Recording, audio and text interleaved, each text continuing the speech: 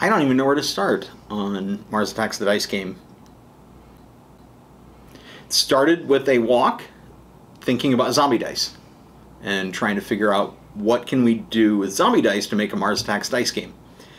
Pretty quickly I figured out we can't use zombie dice to make a Mars Attacks dice game. It just didn't make sense. But the core mechanic for zombie dice with the press your luck, rolling the dice, if we added a little bit more, we could have some fun with Mars Attacks. So after I got back from a walk, I sat down, shot off an email to Ross and Steve and Sam and outlined the entire game, how I wanted to use cards and the dice and have players attacking cities and using special effects. Phil brought me the idea, and knowing that this guy has an uncanny ability to break just about every game idea I bring to him, it's one of the first ones I ran to. What Sam brought to the table early on was like pretty close to finished yeah. art.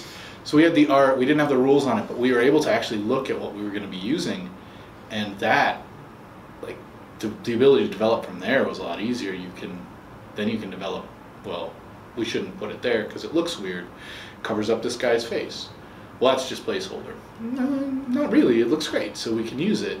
We had a couple of stages where we put it in front of Phil, and he would do the same thing. You know, it was a little more focused by the time it got in front of him, but even at that stage, he would say, well, this isn't working for me, this should be this, what if we tried this? Getting something that felt close right out of the gate. Then it helped everybody's enthusiasm. It was like, yeah, this, you know what, this is pretty, this is fun, this can be something really good. And then I leaned on some very smart people, and also Randy, to help it work. Yarp. So my favorite thing about Mars Attacks the Dice game, besides the fact that my only involvement was handing over a concept and then getting to play test the game once Sam and Randy put everything together, has to be the response from fans over the summer at conventions. We first really showed the game off at Origins and had a great response. San Diego Comic-Con, we had completely new people who had never played any of our games stopping at the booth, having a great time, wanting to buy it. Gen Con, we launched the game early, had some advanced copies. Those sold out almost instantly.